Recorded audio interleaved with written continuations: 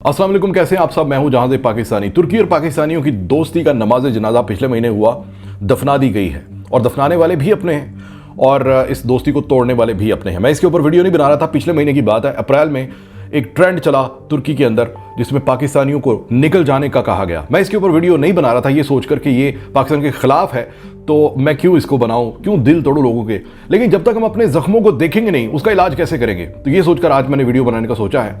हम पाकिस्तानी, हम टर्की, हम फ्रस्ट्रेटेड, हमारे अब माँ बाप ने कोई कसर नहीं छोड़ी होती हमारी तरबियत में, लेकिन हम कहीं ना कहीं ऐसे गंदे हैं कि हम जाकर खुल जाते हैं। जब ये मुल्क के अंदर रहते हैं तब भी हम दूसरों की माओ बहनों का ख्याल नहीं रखते, उनकी इज्जत का। और जब हमें हमारा पटा खोल दिया जाता है और हम दूसरे मुल्क में चले जाते हैं समहाउ, तो वहां पर जाकर हम अपनी फ्रस्ट्रेशन निकालते हैं, हम दिखाते हैं कि हम किस तरह के पाकिस्तानी हैं, किस तरह के हम मुसलमान हैं। हुआ कुछ यूं कि वहां पर जो पाकिस्तानी जाते हैं, उन्होंने जाके वहां की जो औरतें हैं उनकी वीडियोस बनानी शुरू कर दी। यानी एक लड़की अगर जा रही है रास्ते में तो उसकी वीडियो बनानी शुरू कर दी। कोई ट्रैम्प में अगर बैठी हुई है तो उसकी वीडियो बनानी शुरू कर दी। यानी अगर अकब में कोई खवातीन बैठी हुई हैं, जाहिर है कि वो उस तरह से ड्रेसअप होती हैं, उनका कल्चर है हमारे से थोड़ा सा ब्रॉड कल्चर है उनका, क्योंकि यूरोप को टच करता है तुर्की। उनका रहन सहन कुछ और है, जो हमें अरतुगरुल ड्रामे में नजर आता है वो उनका पास था, माजी था, लेकिन अब एडवांस हो चुका है। उनकी वो नंगी टांगे दिखाने के लिए, वो व्यूज लेने के लिए मेरे टिकटॉकर्स वहां पर वीडियो बना के टिकटॉक पे लगाते हैं और चंद व्यूज के लिए इस दोस्ती को कुर्बान कर दिया गया। फिर ट्रेंड चला इस्तांबुल में उनकी खवातीन। मैं इस्तांबुल गया, मुझे याद है 2 साल पहले की बात है। हालांकि मैं अपने उस जर्नी की वीडियो बना रहा था, मैं वीलॉग कर रहा था, और वहां पर एक ट्रैम्प के अंदर मैं जब गया, एक बूढ़ी खातून, गालबन 70-80 साल की होंगी, वो बिल्कुल बूढ़ी, और जब मैं कैमरा ऑन करके मैं सीन ले रहा था कुछ, तो इससे पहले कि कैमरा उनकी तरफ जाता, उस खातून ने इशारा करके मुझे मना कर दिया कि प्लीज मेरी मूवी मत बनाइएगा। मुझे इतनी शर्म आई कि ऐसा मौका ही क्यों दिया मैंने कि एक बूढ़ी खातून, बूढ़ी, कोई जवान की बात नहीं कर रहा मैं, बूढ़ी खातून, कितनी पर्दादार है यार इस मामले में। भाई वो बेगैरत नहीं है। यानी आपने तुर्की को बिल्कुल ही पता नहीं, शायद यूरोप समझ लिया, फ्रांस समझ लिया, या दूसरे मुल्क जहां पर खवातीन को कोई प्रॉब्लम नहीं होता कैमरे के सामने आने में। वहां के लोग जो हैं वो इज्जतदार लोग हैं, खुददार लोग हैं। तो यार कितनी शर्म की बात है। कुछ पाकिस्तानियों को गिरफ्तार किया गया वहां से, और एक ट्रेंड चला है जी कि पाकिस्तानी सो यहां से निकाल दो। फिर हम कहते हैं कि हमारी कोई इज्जत क्यों नहीं करता, हमें कोई फ्री वीज़ा क्यों नहीं देता। यानी ये वो तुर्की, जब मैं पासपोर्ट देख रहा था, ये जो हमारा रैंकिंग होती है वीज़ा फ्री एंट्री के लिए, तो मैं सोचता था कि यार तुर्की हमारा दोस्त मुल्क है, हमें वीज़ा क्यों नहीं देते वो। मतलब हमें वीज़ा देने के लिए वो कहते हैं एम्बेसी जाएं आप, जबकि दूसरे ममालिक को वीज़ा ई वीज़ा देते हैं। क्या फ़र्क है हम में और उनमें? ये फ़र्क है सर, हमने फ़र्क ये बना कर रखा हुआ है। हमारी ये जो बेवकूफ़ियाँ हैं, इन्होंने हमारे पासपोर्ट की रैंकिंग नीचे रखी हुई है। मैंने इसके ऊपर एक वीडियो भी बनाई थी। एक बार मैंने कहा था कि पासपोर्ट की रैंकिंग आपका वज़ीर आज़म नहीं बनाता, खुदा का नाम है ये समझो। पाकिस्तानियों, पासपोर्ट की रैंकिंग आप बनाते हो। आप हो कि जो जाके दूसरे ममालिक में वहाँ के ट्रैफिक के रूल्स को फॉलो नहीं करते, इमिग्रेशन के रूल को फॉलो नहीं करते, वहाँ पे जो ज़रूरियात ज़िंदगी होती है, दूसरी जो चीज़ें होती हैं, एटीट्यूड होता है, उसको फॉलो नहीं करते, कवानीन का एहतराम नहीं करते, हम ओवरस्टे करते हैं, हम 2 नंबर पासपोर्ट बना के जाते हैं, 2 नंबर फौज वीज़ा बना के जाते हैं, और फिर विजिट पे जाके वहाँ पे पासपोर्ट फाड़ देते हैं। ये हमने किया। हमने अपने उस मुल्क का नाम, उस पासपोर्ट की वैल्यू वो बना दी कि आज कोई भी ऐसा मुल्क हमें वीज़ा फ्री एक्सेस नहीं देता, और फिर हम ब्लेम करते हैं अपने मुल्क को। ये मुल्क किसको ब्लेम करे? पाकिस्तान किसको ब्लेम करे?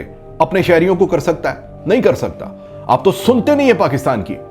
ये जो शर्मिंदगी हम देख रहे हैं इस वक्त, यानी तुर्की जैसा मुल्क जो जीवे जीवे पाकिस्तान, वो बच्चे, स्कूल के बच्चे, जो तुर्की के स्कूल के बच्चे जो थे, वो हमारे नेशनल डेज के ऊपर परफॉर्म करते थे पाकिस्तान के लिए।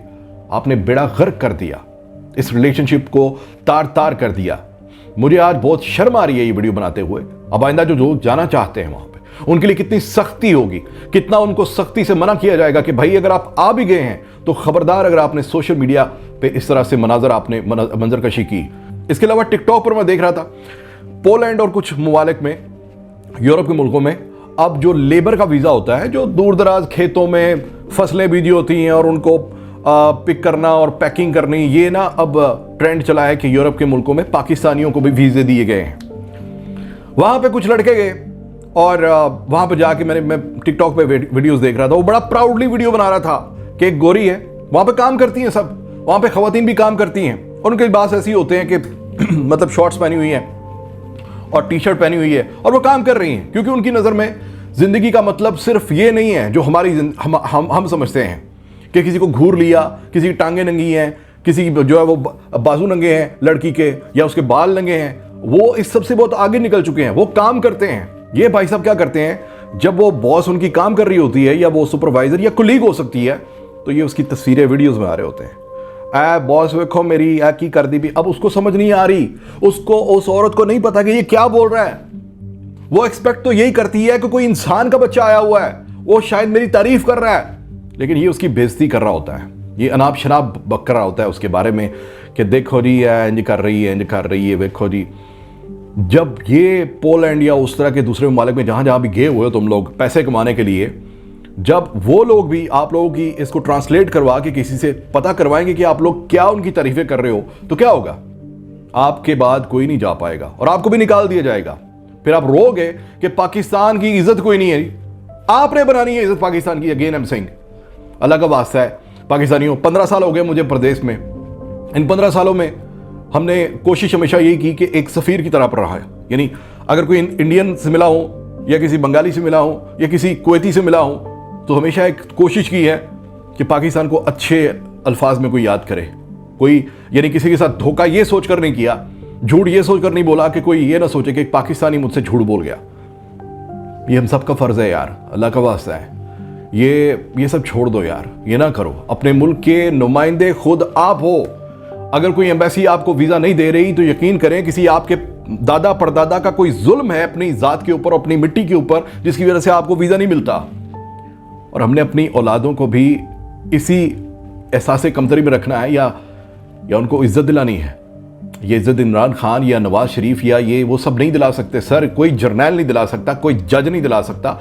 मुल्क से बाहर आपकी इज्जत तब होगी जब हम जापानियों की तरह, जब हम स्विट्जरलैंड के लोगों की तरह, जब हम सिंगापुरियंस की तरह, जब हम मलेशियंस की तरह दूसरों के मुल्क में जाके उनके रूल्स को फॉलो करेंगे, उनकी इज्जत करेंगे, उनके कवानीन का एहतराम करेंगे, उनकी औरतों का एहतराम करेंगे, तब जाके हमारी इज्जत वो बनेगी, तब जाके रैंकिंग हमारी जो है वो पासपोर्ट की ऊपर जाएगी। तो आज के बाद एक तो ब्लेम देना बंद कर दें कि रैंकिंग जो आपके पासपोर्ट की है वो उसकी वजह आपकी लीडरशिप है, नहीं है, आप हैं, मैं हूं।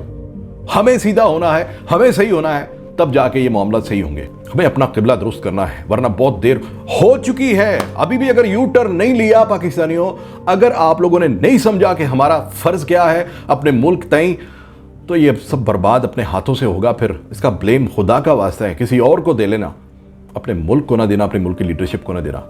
हिम्मत हुई तो अपने आप को देना। पाकिस्तान हमेशा के लिए जिंदाबाद।